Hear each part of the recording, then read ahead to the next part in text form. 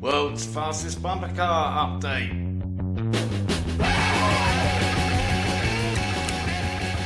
Welcome back to Bump 200, pretty much where we left off. Yeah, with everything pretty much up in here. And talking of up in here, not least of all, the Guinness Book of Records. Yes, I think you may remember. I have at least accepted my application, but not without stipulation of some regulation and a certain amount of preposterization, if I may say so. You can see I've highlighted the offending article where it's a little bit ambiguous, and I don't think they understand the difference between a chassis and the bodywork. We need some clarification. Clearly Mr. Furs was not using remotely any form of original chassis from a bumper car.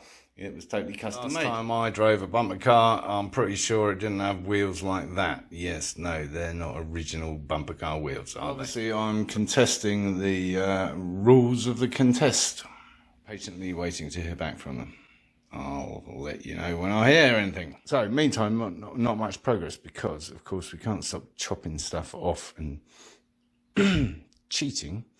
By cheating, I mean improving. Until we know the parameters within which we have to work. Well, we started putting the chromework back on, and yes, I'd forgotten how bad shape it was in. Yeah, it's not good, is it? So much for spending all that time making the paint look good. See how thoughtful my wife is when she buys me wine? Yes. How fitting is that?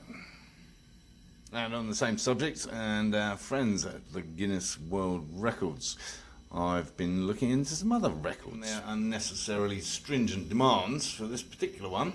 I looked up some other world's fastest, and yes, that's not a bed, is it? It's just a massive rhomboid platform on top of probably a normal car chassis. So it's not a bed.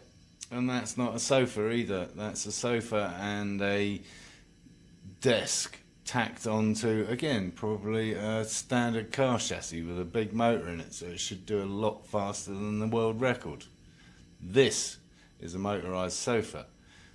This, yes, however, which is not a current record holder, is indeed a wheelie bin. Yeah, and I like this kid, so I gave him 25 quid.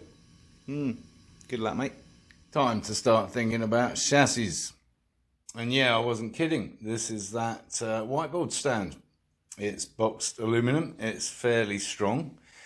I don't know if it's strong enough, but I think it might be. Anyway, it's as good a place as any to start.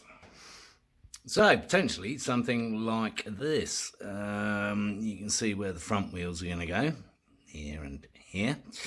And this will be kind of supporting the outer chassis, which will support the bodywork. And then at the back, again, we've got enough room there for a 7-inch wheel, go-kart wheel, if we aren't going the central larger wheel route, in which case we've got plenty of room. And that would also involve cutting out some of that there bodywork, so that we get a little bit extra wheelbase. We can put those go-kart wheels further back.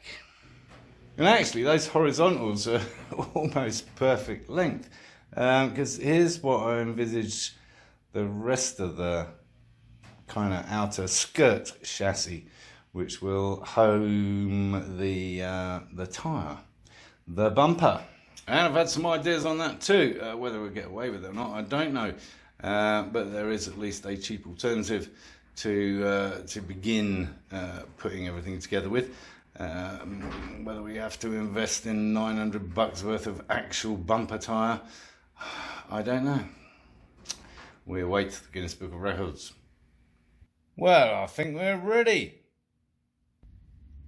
How cool is that? Yeah, we're ready for our TV appearance. Sitting out here on a breezy evening, I'm seeing more chassis in front of me disintegrating before my very eyes. Yeah, it's a cool, kind of a cool chair, but there's lots of bits there that might be usable. Oh, I think we have ourselves another pilot. Maybe not. Meantime, clearly we're not impressed with the progress. No, I know. What's going on? And on that note, I think we'll call it a day for this time around, because we're keeping it short, because there's not a lot to tell you, actually, honestly, till we hear back from the Guinness Book of World Records. So thanks for tuning in. If you haven't already, please subscribe down here. And if you haven't donated, bang us a few quid. And of course, encourage others to watch my lunacy.